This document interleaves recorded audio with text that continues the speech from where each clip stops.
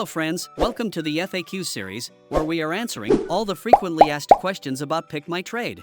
So the first question is, how do you cancel an open order, close an open position, and don't open new position? So let's say you get a buy alert, and you place a take profit and stop loss once your entry get filled.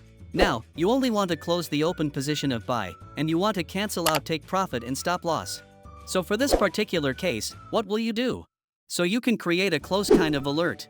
Go to Generate Alert, select Indicator, and then select Close. Nothing to change in those sections. If you want to know about this multiple account section, I will put the link in the description so you can watch it. Just click on Generate Alert, click on Copy, and put it into the TradingView indicator and create the alert. That's all. Same for buy. Let's say you take entry with the sell. And once your sell gets filled, you place to take profit and stop loss order. Now you just want to close out the sell position, you don't want to enter into a new position. So for this kind of case, you can create a close alert. Let's take an example. Imagine you enter into a long trade, where RSI is less than 30, and you place a take profit of $5 and stop loss of $2. Now whenever RSI goes over 50, you also want to close the position. You don't want to wait to take profit and stop loss to trigger. So in this kind of case, you can create a close kind of alert, which I have explained. The second question which comes is, how my sell alert can close an open position and initiate a new position? Let's say you enter into the buy trade. You place to take profit and stop loss.